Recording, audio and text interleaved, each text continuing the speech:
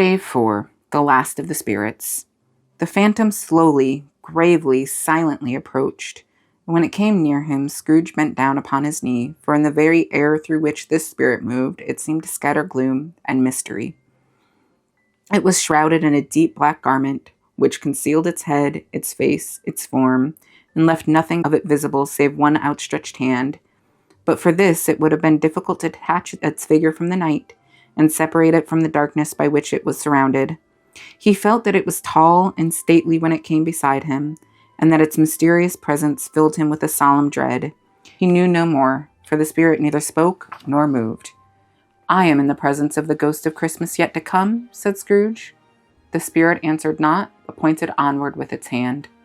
"You are about to show me shadows of the things that have not happened, but will happen in the time before us," Scrooge pursued. "Is that so, spirit?" The upper portion of the garment was contracted for an instant in its folds, as if the spirit had inclined its head.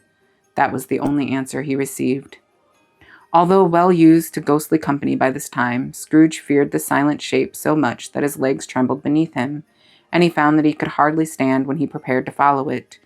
The spirit paused a moment, as observing his condition and giving him time to recover. But Scrooge was all the worse for this.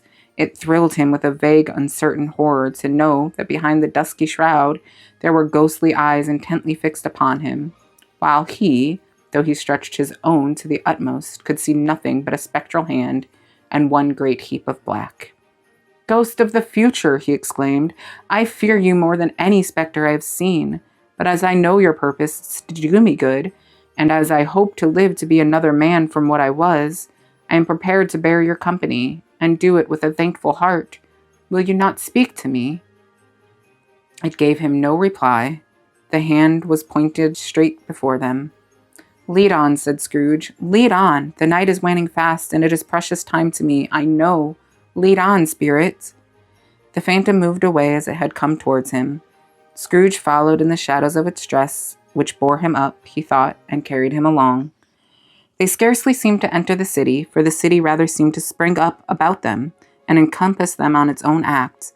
But there they were in the heart of it, on 'change, amongst the merchants who hurried up and down and chinked the money in their pockets and conversed in groups and looked at their watches and trifled thoughtfully with their great gold seals and so forth, as Scrooge had seen them often. The spirit stopped beside one little knot of businessmen, and observing that the hand was pointed to them, Scrooge advanced to listen to their talk. "No," said a great fat man with his monstrous chin. "I don't know much about it either way. I only know he's dead." "When did he die?" inquired another. "Last night, I believe." "Why, what was the matter with him?" asked a third, taking a vast quantity of snuff out of a very large snuff box. "I thought he'd never die." "God knows," said the first with a yawn. "What has he done with his money?" asked a red-faced gentleman with a pendulous excrescence on the end of his nose that shook like the gills of a turkey cock. "I haven't heard," said the man with the large chin, yawning again. "Left it to his company, perhaps. He hasn't left it to me, that's all I know." This pleasantry was received with a general laugh. "It's likely to be a very cheap funeral," said the same speaker, "for upon my life I don't know anybody to go to it. Suppose we make up a party and volunteer." "I don't mind going if a lunch is provided," observed the gentleman with the excrescence on his nose, "but I must be fed if I make one." Another laugh. "Well, I am the most disinterested among you after all," said the first speaker, "for I never wear black gloves, and I never eat lunch. But I'll offer to go if anybody else will. When I come to think of it, I am not at all sure I wasn't his most particular friend, for we used to stop and speak whenever we met. Bye-bye." Speakers and listeners strolled away and mixed with other groups. Scrooge knew the men and looked towards the spirit for an explanation. The phantom glided on into the street. Its finger pointed to two persons meeting. Scrooge listened again, thinking that the explanation might lie here. He knew these men also perfectly. They were men of business, very wealthy, and of great importance. He had made a point of always standing well in their esteem, in a business point of view, that is, strictly in a business point of view. "How are you?" said one. "How are you?" returned the other. "Well," said the first, "Old Scratch has got his own at last, hey?" "So I am told," returned the second. "Cold, isn't it?" "Seasonable for Christmas time. You're not a skater, I suppose?" No, something else to think of. Good morning." Not another word. That was their meeting, their conversation, and their parting. Scrooge was at first inclined to be surprised that the spirit should attach importance to conversations apparently so trivial, but feeling assured that they must have some hidden purpose, he set himself to consider what it was likely to be. They could scarcely be supposed to have any bearing on the death of Jacob, his old partner, for that was past, and his ghost's province was the future. Nor could he think of anyone immediately connected with himself to whom he could apply them, but nothing doubting that to whomsoever they applied, they had some latent moral for his own improvement. He resolved to treasure up every word he heard and everything he saw, and especially to observe the shadow of himself when it appeared, for he had an expectation that the conduct of his future self would give him the clue he missed, and would render the solution of these riddles easy.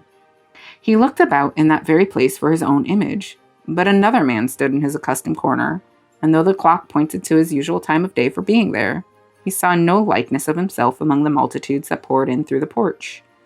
It gave him little surprise, however, for he had been revolving in his mind a change of life, and thought and hoped he saw his newborn resolutions carried out in this. Quiet and dark beside him stood the phantom, with its outstretched hand. When he roused himself from his thoughtful quest, he fancied from the turn of the hand and its situation in reference to himself, that the unseen eye was looking at him keenly. It made him shudder and feel very cold. They left the busy scene and went into an obscure part of the town where Scrooge had never penetrated before. Although he recognized its situation and its bad repute, the ways were foul and narrow, the shops and houses wretched, and the people half naked, drunken, slipshod, ugly. Alleys and archways, like so many cesspools, disgorged their offenses of smell and dirt and life upon the straggling streets, and the whole quarter reeked with crime, with filth and misery. Far in this den of infamous resort, there was a low-browed, beetling shop below a penthouse roof, where iron, old rags, bottles, bones, and greasy offal were bought. Upon the floor within were piled up heaps of rusty keys, nails, chains, hinges, files, scales, weights, and refuse iron of all kinds. Secrets that few would like to scrutinize were bred and hidden in mountains of unseemly rags, masses of corrupted fat, and sepulchres of bones. Sitting in among the wares he dealt in, by a charcoal stove made of old bricks, was a gray-haired rascal, nearly 70 years of age, who had screened himself from the cold air without by a frowsy curtaining of miscellaneous tatters hung up upon a line, and smoked his pipe in all the luxury of calm retirement. Scrooge and the phantom came into the presence of this man just as a woman with a heavy bundle slunk into the shop. But she had scarcely entered when another woman, similarly laden, came in too, and she was closely followed by a man in faded black, who was no less startled by the sight of them, that they had been upon the recognition of each other. After a short period of blank astonishment, in which the old man with the pipe had joined them, they all three burst into a laugh. "Let the charwoman alone to be the first," cried she who had entered first. "Let the laundress alone to be the second, and let the undertaker's man alone to be the third. Look here, old Joe, here's a chance, if we haven't all three met here without meaning it." "You couldn't have met in a better place," said old Joe, removing his pipe from his mouth. "Come into the parlor. You were made free of it long ago, you know, and the other two aren't strangers.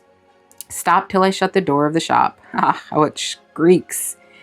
There aren't such a rusty bit of metal in the place as its own hinges. I am sure there's no such old bones here as mine. Ha ha ha! We're all suitable to our calling. We're all matched. Come into the parlor. Come into the parlor." The parlor was the space behind the screen of rags. The old man raked the fire together with an old stair rod, and having trimmed his smoky lamp, for it was night, with the stem of his pipe, put it in his mouth again.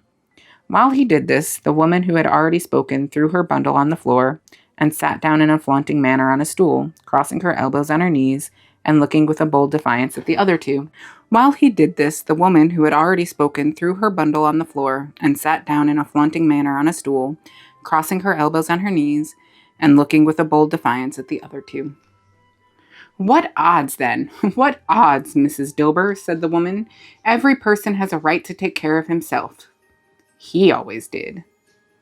"That's true, indeed," said the laundress. "No man more so." "Why, then, don't stand staring as if you're afraid, woman. Who's the wiser? We're not going to pick holes in each other's coats, I suppose." "No, indeed," said Mrs. Dilber and the man together. "We should hope not." "Very well, then," cried the woman. "That's enough. Who's the worse for the loss of a few things like these? Not a dead man, I suppose." "No, indeed," said Mrs. Dilber, laughing. "If he wanted to keep him after he was dead, a wicked old screw," pursued the woman, "why wasn't he natural in his lifetime? If he had been, he'd have had somebody to look after him when he was struck with death, instead of lying gasping out his last bit there alone by himself." "It's the truest word that ever was spoke," said Mrs. Dilber. "It's a judgment on him." "I wish it was a little heavier judgment," replied the woman, "and it should have been, you may depend upon it, if I had even lain my hands on anything else. Open that bundle, old Joe, and let me know the value of it. Speak out plain. Not afraid to be the first, nor afraid for them to see it. We know pretty well that we are helping ourselves before we met here, I believe. It's no sin. Open the bundle, Joe." But the gallantry of her friends would not allow of this, and the man in faded black, mounting the breach first, produced his plunder. It was not extensive. A seal or two, a pencil case, a pair of sleeve buttons, and a brooch of no great value were all. They were severely examined and appraised by old Joe, who chalked the sums he was disposed to give for each upon the wall, and added them up in a total when he found there was nothing more to come. "That's your account," said Joe, "and I wouldn't give another sixpence if I was to be boiled for not doing it. Who's next?" Mrs. Dilber was next. Sheets and towels, a little wearing apparel, 2 old-fashioned silver teaspoons, a pair of sugar tongs, and a few boots. Her account was stated on the wall in the same manner. "I always give too much to ladies. It's a weakness of mine, and that's the way I ruin myself," said old Joe. "That's your account. If you asked me for another penny and made it an open question, I'd repent of being so liberal and knock off half a crown." "And now undo my bundle, Joe," said the first woman. Joe went down on his knees for the greater convenience of opening it, and having unfastened a great many knots, dragged out a large and heavy roll of some dark stuff. "What do you call this?" said Joe. "Bed curtains!" "Ha!" returned the woman, laughing and leaning forward on her crossed arms. "Bed curtains!" "You don't mean to say you took him down, rings and all, with him lying there," said Joe. "Yes, I do," replied the woman. "Why not?" "You were born to make your fortune," said Joe, "and you'll certainly do it." "I certainly shan't hold my hand when I can't get anything in it by reaching it out. For the sake of such a man as he was, I promise you, Joe," returned the woman coolly. "Don't drop that oil upon the blankets now." "His blankets?" asked Joe. "Whose else do you think?" replied the woman. "He isn't likely to take cold without him, I dare say." "I hope he didn't die of anything catching, eh?" said old Joe, stopping in his work and looking up. "Don't you be afraid of that," returned the woman. "I ain't so fond of his company that I'd loiter about him for such things if he did. Ha! You may look through that shirt till your eyes ache, but you won't find a hole in it, nor a threadbare place. It's the best he had, and a fine one too. They'd have wasted it if it hadn't been for me." "What do you call wasting of it?" asked Joe. "Putting it on him to be buried in, to be sure," replied the woman with a laugh. "Somebody was fool enough to do it, but I took it off again. If calico ain't golden enough for such a purpose, it isn't good for anything. It's quite as becoming to the body. He can't look uglier than he did in that one." Scrooge listened to this dialogue in horror. As they sat grouped about their spoil in the scanty light afforded by the old man's lamp, he viewed them with a detestation and disgust which could hardly have been greater, though they had been obscene demons, marketing the corpse itself. "Ha ha ha ha!" laughed the same woman, when old Joe, producing a flannel bag with money in it, told out their several gains upon the ground. "This is the end of it, you see. He frightened everyone away from him when he was alive, to profit us when he was dead. Ha ha ha ha ha ha!" "Spirit," said Scrooge, shuddering from head to foot. I see. The case of this unhappy man might be my own. My life tends that way now. Merciful heaven, what is this?" He recoiled in terror, for the scene had changed, and now he almost touched a bed. A bare, uncurtained bed, on which, beneath a ragged sheet, there lay a something covered up, which, though it was dumb, announced itself in awful language. The room was very dark, too dark to be observed with any accuracy, though Scrooge glanced around it in obedience to a secret impulse, anxious to know what kind of room it was. A pale light, rising in the outer air, fell straight upon the bed, and on it, plundered and bereft, unwatched, unwept, uncared for, was the body of this man. Scrooge glanced towards the phantom. Its steady hand was pointed to the head. The cover was so carelessly adjusted that the slightest raising of it, the motion of a finger upon Scrooge's part, would have disclosed the face. He thought of it, felt how easy it would be to do, and longed to do it, but had no more power to withdraw the veil than to dismiss the spectre at his side. O cold, cold, rigid, dreadful death, set up thine altar here, and dress it with such terrors as thou hast at thy command, for this is thy dominion. But of the loved, revered, and honored head, thou canst not turn one hair to thy dread purpose, or make one feature odious. It is not that the hand is heavy and will fall down when released. It is not that the heart and pulse are still, but that the hand was open, generous, and true, the heart brave, warm, and tender, and the pulse a man's. Strike, shadow, strike, and see his good deeds springing from the wound, and sow the world with life immortal. No voice pronounced these words in Scrooge's ears, and yet he heard them when he looked upon the bed. He thought, if this man could be raised up now, what would be his foremost thoughts? Avarice, hard dealing, gripping cares, they have brought to him a rich end, truly. He lay in the dark, empty house, with not a man, a woman, or a child to say that he was kind to me in this or that, or for the memory of one kind word I will be kind to him. A cat was tearing at the door, and there was a sound of gnawing rats beneath the hearthstone. What they wanted in the room of death, and why they were so restless and disturbed, Scrooge did not dare to think.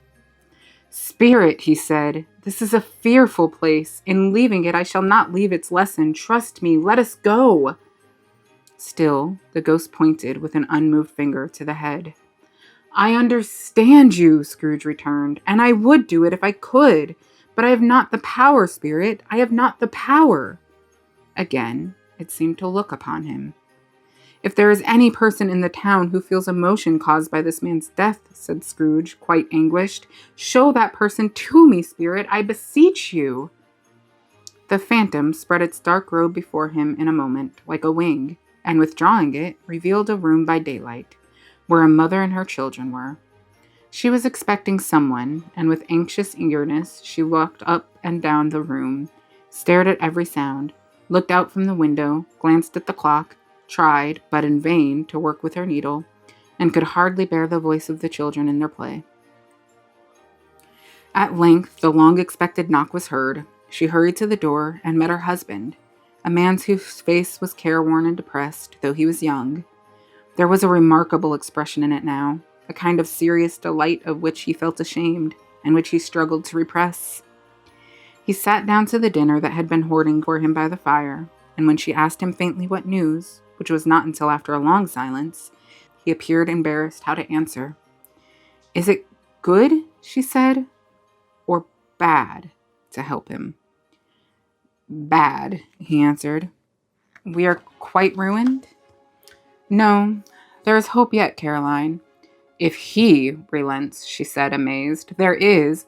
Nothing is past hope if such a miracle has happened." "He is past relenting," said her husband. "He is dead." She was a mild and patient creature, if her face spoke truth, but she was thankful in her soul to hear it, and she said so with clasped hands. She prayed forgiveness the next moment and was sorry, but the first was the emotion of her heart. "What the half-drunken woman whom I told you of last night said to me, when I tried to see him and obtain a week's delay, and what I thought was a mere excuse to avoid me, turns out to have been quite true. He was not only very ill, but dying then. To whom will our debt be transferred? I don't know, but before that time we shall be ready with the money, and even though we are not, it would be a bad fortune indeed to find so merciless a creditor in his successor. We may sleep tonight with light hearts, Caroline." Yes, soften it as they would, their hearts would be lighter. The children's faces, hushed and clustered round to hear what they so little understood, were brighter, and it was a happier house for this man's death.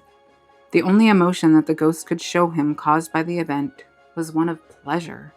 "Let me see some tenderness connected with a death," said Scrooge, "or that dark chamber spirit which we left just now will be forever present to me." The ghost conducted him through several streets familiar to his feet, and as they went along, Scrooge looked here and there to find himself, but nowhere was he to be seen. They entered poor Bob Cratchit's house, the dwelling he had visited before, and found the mother and the children seated round the fire. Quiet, very quiet. The noisy little Cratchits were as still as statues in one corner, and sat looking up at Peter, who had a book before him. The mother and her daughters were engaged in sewing, but surely they were very quiet. And he took a child and set him in the midst of them. Where had Scrooge heard these words? He had not dreamed them. The boy must have read them out as he and the spirit crossed the threshold. Why did he not go on? The mother laid her work upon the table and put her hand up to her face. "The color hurts my eyes," she said. "The color? Ah, poor Tiny Tim." "They're better now again," said Cratchit's wife. "It makes them weak by candlelight, and I wouldn't show weak eyes to your father when he comes home for the world. It must be near his time." "Past it, rather," Peter answered, shutting up his book. "But I think he has walked a little slower than he used to for these last few evenings, Mother." They were very quiet again. At last she said, and in a steady, cheerful voice that only faltered once, "I have known him walk with Tiny Tim upon his shoulder very fast indeed." "And so have I," cried Peter. "Often." "And so have I," exclaimed another. So had all. "But he was very light to carry," she resumed, attent upon her work, "and his father loved him so that it was no trouble. And there is your father at the door." She hurried out to meet him, and little Bob and his comforter, he had need of it, poor fellow, came in. His tea was ready for him on the hob, and they all tried who should help him to it most. Then the two young Cratchits got upon his knee, and laid each child a little cheek against his face as they said, "Don't mind it, father, don't be grieved." Bob was very cheerful with them, and spoke pleasantly to all the family.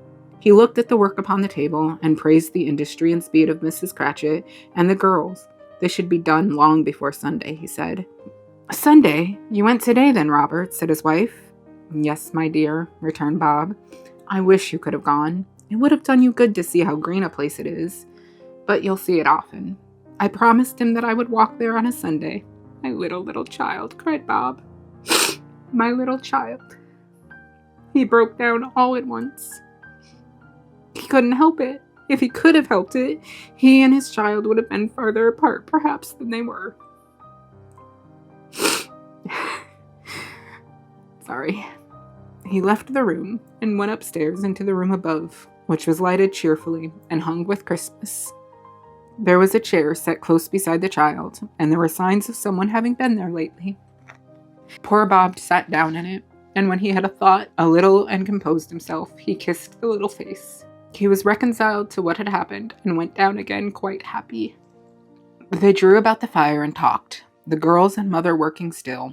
Bob told them of the extraordinary kindness of Mr. Scrooge's nephew, whom he had scarcely seen but once, and who, meeting him in the street that day, and seeing that he looked just a little down, you know, said Bob, inquired what had happened to distress him. "On which," said Bob, for he is the pleasant-spoken gentleman you ever heard, "I told him. 'I am heartily sorry for it, Mr. Cratchit,' he said, 'and heartily sorry for your good wife, but by the by, how he ever knew that, I don't know.'" "Knew what, my dear?" "Why, that you were a good wife," replied Bob. "Everybody knows that," said Peter. "Very well observed, my boy," cried Bob. "I hope they do. Heartily sorry," he said, "for your good wife.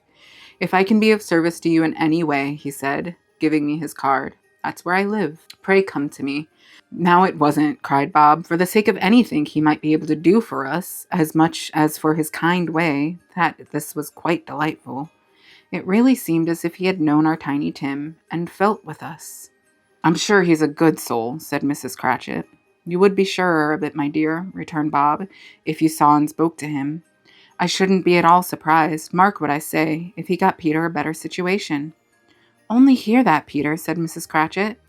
"And then," cried one of the girls, "Peter will be keeping company with someone, and setting up for himself." "Get along with you," retorted Peter, grinning. "It's just as likely as not," said Bob, "one of these days, though there's plenty of time for that, my dear. But however, and wherever we part from one another, I am sure we shall none of us forget poor Tiny Tim, shall we? Or this first parting that there was amongst us." "Never, father," cried they all.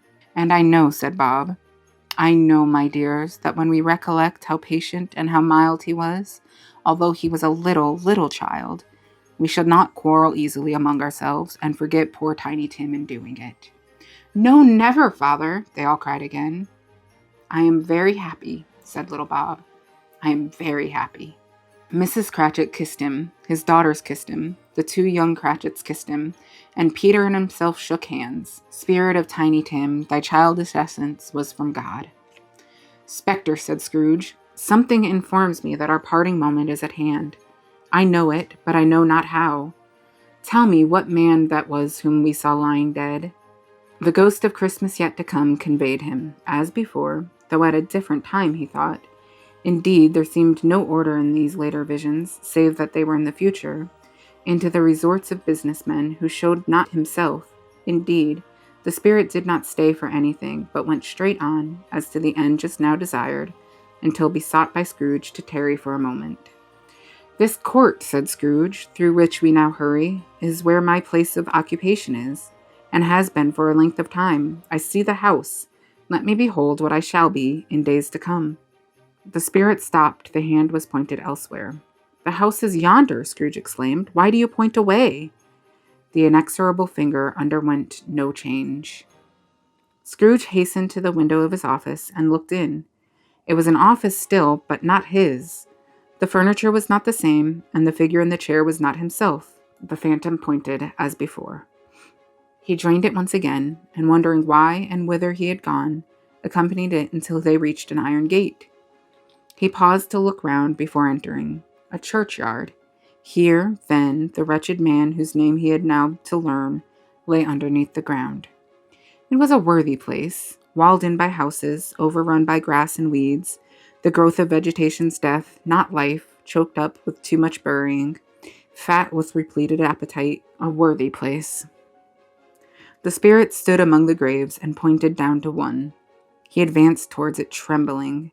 The phantom was exactly as it had been, but he dreaded that he saw a new meaning in its solemn shape. "Before I draw nearer to that stone to which you point," said Scrooge, "answer me one question. Are these the shadows of things that will be, or are they shadows of things that may be only?" Still the ghost pointed downward to the grave by which it stood. "Men's courses will foreshadow certain ends, to which, if persevered in, they must lead," said Scrooge. "Men's courses will foreshadow certain ends, to which, if persevered in, they must lead," said Scrooge. "But if the courses be departed from, the ends will change. Say it is thus with what you show me." The spirit was immovable as ever. Scrooge crept towards it, trembling as he went, and following the finger, read upon the stone of the neglected grave his own name, Ebenezer Scrooge. "Am I that man who lay upon the bed?" he cried upon his knees. The finger pointed from the grave to him, and back again. "No, spirit, oh no, no!" The finger still was there. "Spirit," he cried, tight clutching at his robes, "hear me! I am not the man I was. I am not the man I must have been but for this intercourse. Why show me this if I am past all hope?" For the first time, the hand appeared to shake. "Good spirit," he pursued, as down upon the ground he fell before it, "your nature intercedes for me. It pities me. Assure me that I yet may change these shadows you have shown me by an altered life." The kind hand trembled. "I will honor Christmas in my heart and try to keep it all the year. I will live in the past, the present, and the future. The spirits of all three shall strive within me. I will not shut out the lessons that they teach. Oh, tell me I may sponge away the writing on this stone." In his agony, he caught the spectral hand. It sought to free itself, but he was strong in his entreaty and detained it. The spirit, stronger yet, repulsed him. Holding up his hand in a last prayer to have his fate reversed, he saw an alteration in the phantom's hood and dress. It shrunk, collapsed, and dwindled down into a bedpost. Stave 5. The end of it. Yes, and the bedpost was his own, the bed was his own, the room was his own. Best and happiest of all, the time before him was his own to make amends in. "I will live in the past, the present, and the future," Scrooge repeated as he scrambled out of bed. "The spirits of all three shall strive within me. Oh, Jacob Marley, heaven in the Christmas time be praised for this. I say it on my knees, old Jacob, on my knees." He was so flustered and so glowing with his good intentions that his broken voice would scarcely answer to his call. He had been sobbing violently in his conflict with the spirit, and his face was wet with tears. "They are not torn down," cried Scrooge, folding one of his bed curtains in his arms. "They are not torn down, rings and all. They are here. I am here. The shadows of the things that would have been may be dispelled. They will be. I know they will." His hands were busy with his garments all this time, turning them inside out, putting them on upside down, tearing them, mislaying them, making them parties to every kind of extravagance. "I don't know what to do," cried Scrooge, laughing and crying in the same breath, and making a perfect lacoon of himself with his stockings. "I am as light as a feather. I am as happy as an angel. I am as merry as a schoolboy. I am as giddy as a drunken man. A Merry Christmas to everybody. A Happy New Year to the world. Hello there, whoop! Hello!" He had frisked into the sitting room and was now standing there, perfectly winded. "There's the saucepan that the gruel was in," cried Scrooge, starting off again, and going round the fireplace. "There's the door by which the ghost of Jacob Marley entered. There's the corner where the ghost of Christmas Present sat. There's the window where I saw the wandering spirits. It's all right. It's all true. It all happened. Ha ha ha ha!" Really, for a man who had been out of practice for so many years, it was a splendid laugh, a most illustrious laugh. The father of a long, long line of brilliant laughs. "I don't know what day of the month it is," said Scrooge. "I don't know how long I've been among the spirits. I don't know anything. I'm quite a baby. Never mind. I don't care. I'd rather be a baby. Hello, whoop, hello there!" He was checked in his transports by the churches ringing out the lustiest peals he had ever heard. Clash, clang, hammer, ding, dong, bell. Bell, dong, ding, hammer, clang, clash. Oh, glorious, glorious! Running to the window, he opened it and put out his head. No fog, no mist, clear, bright, jovial, stirring, cold. Cold, piping for the blood to dance to. Golden sunlight, heavenly sky, sweet, fresh air, merry bells. Oh, glorious, glorious! "What's today?" cried Scrooge, calling downward to a boy in Sunday clothes, who perhaps had loitered in to look about him. "Eh?" returned the boy with all his might of wonder. "What's today, my fine fellow?" said Scrooge. "Today," replied the boy. "Why, Christmas Day." "It's Christmas Day," said Scrooge to himself. "I haven't missed it. The spirits have done it all in one night. They can do anything they like. Of course they can. Of course they can. Hello, my fine fellow." "Hello," returned the boy. "Do you know the Poultiers, in the next street but one, at the corner?" Scrooge inquired. "I should hope I did," replied the lad. "An intelligent boy," said Scrooge. "A remarkable boy. Do you know whether they've sold the prize turkey that was hanging up there? Not the little prize turkey, the big one." "What, the one as big as me?" returned the boy. "What a delightful boy," said Scrooge. "It's a pleasure to talk to him. Yes, my buck." "It's hanging there now," replied the boy. "Is it?" said Scrooge. "Go and buy it." "Walker!" exclaimed the boy. No, I am in earnest. Go and buy it, and tell him to bring it here, that I might give them the direction where to take it. Come back with the man, and I will give you a shilling. Come back with him in less than 5 minutes, and I'll give you half a crown." The boy was off like a shot. He must have had a steady hand at a trigger who could have got a shot off half so fast. "I'll send it to Bob Cratchit's," whispered Scrooge, rubbing his hands and splitting with a laugh. "He shan't know who sends it. It's twice the size of Tiny Tim. Joe Miller never made such a joke as sending it to Bob's will be." The hand in which he wrote the address was not a steady one, but write it he did somehow, and went downstairs to open the street door, ready for the coming of the Poultier's man.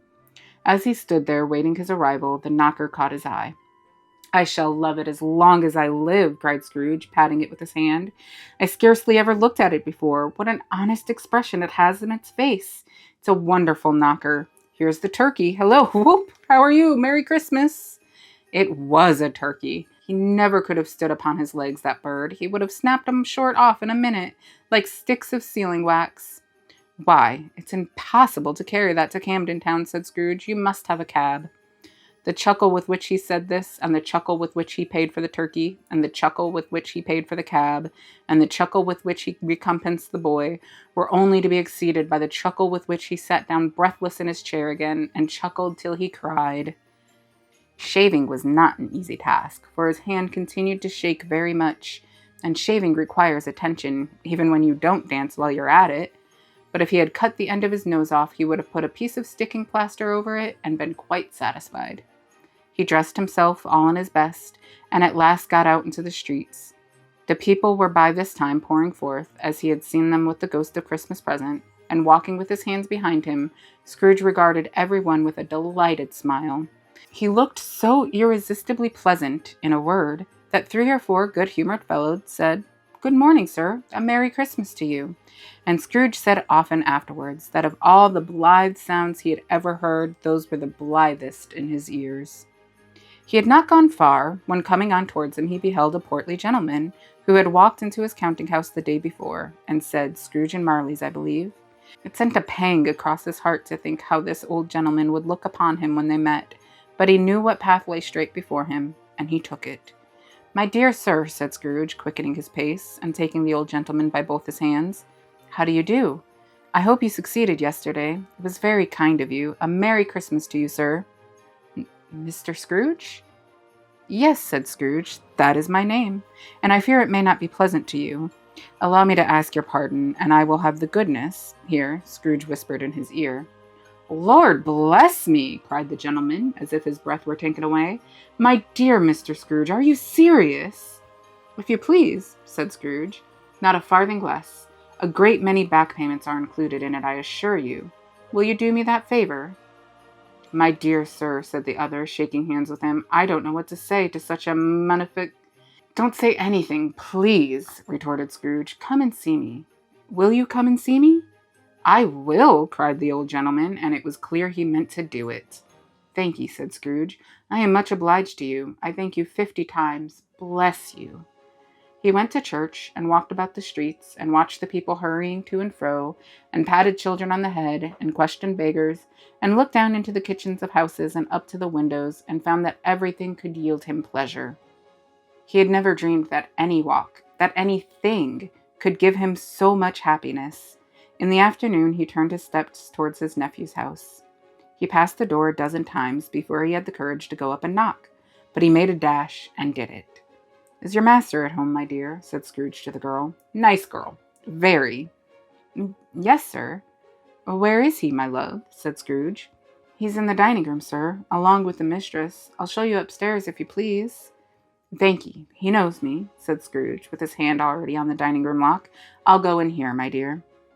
He turned it gently, and sidled his face in round the door. They were looking at the table, which was spread out in a great array, for these young housekeepers are always nervous on such points, and like to see that everything is right. "Fred!" said Scrooge. Dear heart alive, how his niece by marriage started! Scrooge had forgotten for the moment about her sitting in the corner with the footstool, or he wouldn't have done it on any account. "Why, bless my soul!" cried Fred. "Who's that?" "It's I, your Uncle Scrooge. I have come to dinner. Will you let me in, Fred?" "Let him in? It's a mercy he didn't shake his arm off." He was at home in 5 minutes. Nothing could be heartier. His niece looked just the same. And so did Topper when he came. So did the plump sister when she came. So did everyone when they came. Wonderful party, wonderful games, wonderful unanimity, wonderful happiness. But he was early at the office next morning. Oh, he was early there. If he could only be there first and catch Bob Cratchit coming late, that was the thing he had his heart set upon. And he did it. Yes, he did. The clock struck 9, no Bob. A quarter past, no Bob. He was a full 18 minutes and a half behind his time. Scrooge sat with his door wide open that he might see him come into the tank. His hat was off before he opened the door, his comforter too.